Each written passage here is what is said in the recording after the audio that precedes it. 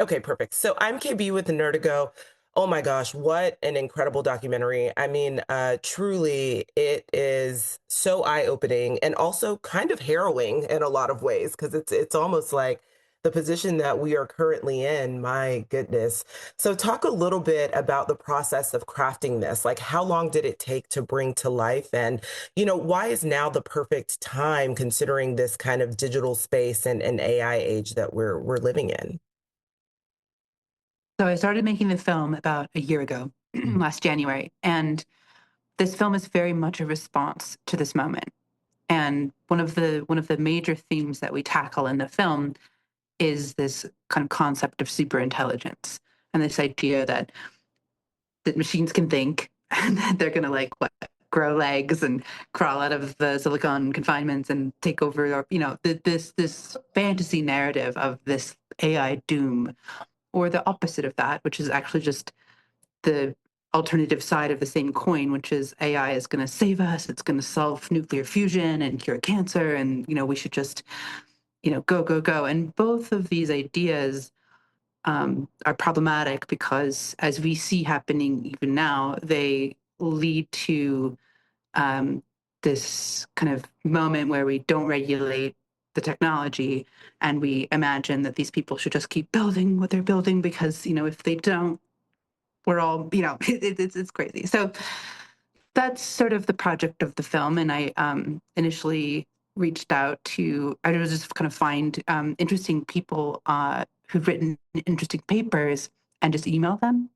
And it's so special because everyone in the film is just so smart and so cool. And it's so exciting to be able to make these friendships or these acquaintances and then develop a sort of like camaraderie. And it was very exciting being at Sundance because a lot of us met for the first time in real life, and it was just like electric, like really fun to meet people with kind of shared ideas. And it was interesting how even across all these different fields, philosophy, computer science, AI research, whatever, there's a sort of consistent story being told. And that was what was really interesting, is that everyone's sort of telling the same story, and that's what this film is.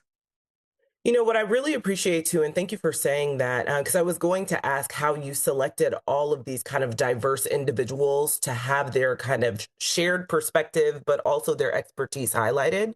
And it's interesting, one of the best parts of the film for me actually is how you dive into eugenics and the racism issue of it all, because that's a huge part of AI that I think that is not being talked about enough, just in terms of like how it uses race to create these stereotypical and oftentimes kind of demeaning things about certain populations and certain race groups. And so, how did you determine kind of the balance of how much of the story of eugenics and that background that you wanted to kind of include in this documentary? Right. Well, that was a very organic process. And I actually didn't know that story when I started making this film. Like, I started making this film because I was on the output end. I was asked to be a part of an artist group for one of the big AI companies. And I was using this technology, and it created obvious racialized harms, or like harmful images. Like it was, it was always kind of like predictable. It was like words like urban or certain jobs would denote a certain skin tone. And that was just kind of like, ugh, like painful to use. And I tried to talk to the company about it, and they just didn't want to hear it. And they just like were basically acting like I was being this up. First time that I had just now, or being woke is somehow cringe, and kind of this other, like, how do data sets work? Like, how do large language models algorithmically compile statistical data? And immediately when you start looking at that, the first person who told me about eugenics, I was like, okay, crazy. Like, hung up the Zoom call, and then I did more research, and I was like, wow, this is the entire story of what we call artificial intelligence, or this idea that machines can think, is rooted in in it starts with the construction of race as a technology. As soon as we start there and we see this, totally false idea that there is some sort of hierarchy that you can assign to people, and then that you can measure that through statistics, and then you can create like something like IQ, and then you can start to have machines perform along that line, and then they fit in this grid or this pyramid somehow. It's an incredibly dehumanizing process, and that is a fundamentally integrated with the history of artificial intelligence. And it makes sense, like using the technologies, the generative AI technologies, it all makes sense. But it was kind of fun to go through like a detective and like figure out exactly why it's doing this. Yeah, yeah. And so I think something that goes into play is how, you kind of connect that to the very early origins and almost kind of like what I would deem the godfathers of Silicon Valley, right? Like how they've taken Mm. kind of these thoughts from eugenics and oftentimes use that to kind of create and develop a lot of technology that we're using now. So, talk a little bit about like how you kind of also selected the key Silicon Player Valleys, excuse me, the key players in Silicon Valley to use Yeah, within the story, because honestly, there's so many of them that people don't realize. But you there's so also many. introduced me, yeah, you introduced me to a few that I really had no idea, that they created the foundation and the background of a lot of the things that we are currently using from a technological perspective. I mean, I think that this could be like a 20-part series, and you could Yeah. basically probably take any piece, any kind of interesting technological development or productization of technological development, and you could find this sort of either white supremacist ideology or overt race science inside of this. And it's bizarre and it's, horrendous. And I think in the film, we try to unpack a little bit like why that is, like, with the kind of notion of progress studies being a place where, progress towards what and for whom, and quickly those become white supremacist environments. But what was so surprising to me is, even with one of the characters we explore in the film, William Shockley, who won a Nobel Prize for inventing or co-inventing the transistor, which is a piece of technology that is crucial to the current way that we have computing devices. I found stuff in the archives that I didn't know existed. When he's talking about growing ideal human lives inside of silicon chips. Like that was the 1970s. And those are ideas that we see popping up again now. And what's astonishing is this ideology has always been there. And the technology serves as a sort of, to perpetuate this ideology. And it's not that technology itself is bad, right? Like that's a very vague, term. And it's a very like vague approach. It's just like, what kinds of techniques are we building? And what are they doing and why? And that's what this film is trying to create language for, and to just like push back against this ubiquitous narrative of technological progress at any cost, techno optimism, that technology can solve any social problems, or this idea that it's somehow neutral and doesn't carry with it all of this ideology that does end up producing like harm. So yeah, I hope that answers your No, yes. And when you're saying why, I think it's also important to note that you even dive into the where, because even, how they utilize Black and yeah. Brown communities and workers to kind of build these data centers, these data workers that they are targeting. That was actually something that I did not even realize. I mean, there was a woman in there that spoke about how they target single mothers in Brazil specifically because they know that they Yes. need a certain level of income and money to care for their families, and they're exploiting them.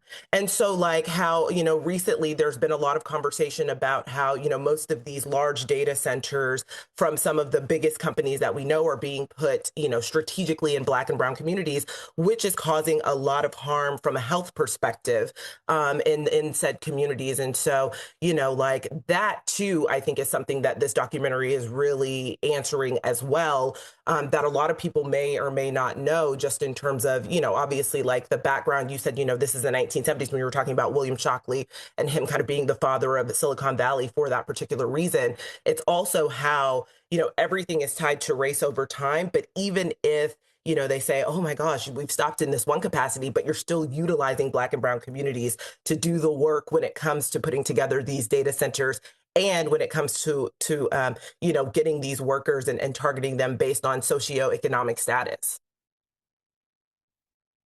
Yeah, exactly.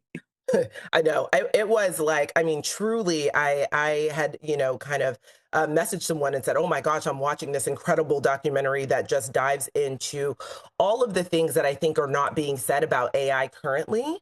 And so, I appreciate the work that you've put into this because I do think people need to see it. And there's also kind of this through line, just through your documentary of, is it worth the destruction to be able to keep using this? So, what is kind of, I think, ultimately the question that you want to answer or maybe even pose, have audiences really think about when they're watching this? Because it is doing so much harm, from an environmental, socioeconomic, from a lot of different viewpoints. But like you said, technology in and of itself is not necessarily harmful, but the way we're creating it and also the capitalistic nature behind it. I mean, which you see kind of in Yeah. my background, right? Like using this Absolutely. for kind of the one percenters. What does that look like for you in terms of being the filmmaker? Like, what do you want audiences to really walk away with and really start to question? I want audiences to walk away with the permission to reject this, non-consensual, frictionless integration of generative AI into every single piece of digital software or every digital experience we have. Like, for example, I'm a filmmaker. I use Adobe products a lot. I want a button that says, no AI in my Adobe, suite. Like, I don't want to crop a photo and be like, do you want to generate a butterfly inside of that? Like, no, I don't. I just want to, resize oh my God, I just get out of my software. So I think that there's, like, as consumers, we can have permission to just reject this technology and say it does not provide value. And as culture creators, as artists, as filmmakers, we can understand that slop does not have grounded meaning. It cannot produce novel culture. And so it will suck, it will rot, it will fall away. And what will replace, that kind of gesture of making digital images will be something else. Culture always adapts to what is authentic. And so I think that there's this big lie that we're all being fed right now that this is going to create some kind of efficiency or this should be like integrated into our workflows. And it really shouldn't. And we can say no. And it's like what Jonathan Flower says at the end of the film, which is the most radical thing that you can do in the age of AI, is ask, why does this need AI? And if you cannot answer the question, then it doesn't need it. And you can refuse it when it is offered to you over and over again. You can say, it adds no value here. And I think that courage to just push back against this, again, non consensual, like just coding of this shit on of this technology onto us as consumers is back again. So I hope this film provides, language for that kind of courage. And at our screening badges or buttons that say not AI on them, Yes. and I think that there's something about that right to refuse that is, we can borrow courage from each other and we can form this kind of solidarity. So that's, I think, the main takeaway I hope people take from the film. And I'm so glad you said that, not AI, because I was wondering when I was watching it and how it said, like in the corner, Yeah. like not AI. I was like, okay. But you're right. I think that at the end of the film, that's a very poignant question. And it kind of made me think about the very first question that was asked in the film. Does your life have meaning if the robots can do it all? And so I was like, oh my goodness, Well, Well, listen, it's kind of like, look who's posing that question. right, That's somebody who thinks that not all life has meaning, right, right. you know? And that is and that whole ideology of questioning the meaning of something so profound is so toxic, and it's a dead end, and I don't want any push. Mm, man. Well, listen, I truly, truly enjoyed this documentary. Just thank you so much for taking the time to chat with Nerdigo. I really cannot wait for people to see this because it is definitely going to be a large conversation starter. And you know what? I do hope that as kind of we progress in this digital age, because, for better or for worse, obviously it's here. Technology is always going to be expanding and improving. I hope that you get the opportunity to do at least a second, a part two, just Oh, because if there's things part two. expand. Okay. Absolutely. It's Okay. gonna be Yeah. called Will She Be Warm? Yes. Yes. Because that was It's so cringe. gonna Thank be you for about Thank you for saying that Embodied because that was robotics and so transhumanism creepy. and misogyny. I know. Oh my gosh, that was so creepy. I literally was like, I cannot believe that he said that. And he meant it earnestly. And that is something that he wanted. And that it was quite literally one of the most harrowing things that I saw. I said, oh my gosh, are you serious? And it is coming. And when he said it was coming in less than 5 years, I said, it is coming. And you know what? We need, humanity needs help because, oh my goodness, it was, And that is the internalized white supremacist ideology that yes, and when that is accelerated with technology like this is where we arrive, and it's so dehumanizing and it's so misogynistic and it it's is. so bad. Oh Like yeah, it and just it no. definitely spoke very highly as to how he, believes what the purpose of women are for him. That's for sure. Yeah, So yeah. Oh my goodness. Well, thank you so much, Valerie, for taking the time to. I'm so happy that we got an opportunity to do this, and I can't wait for audience to see it. And just thank you so much, and have a great rest of your day. you too. Thank you.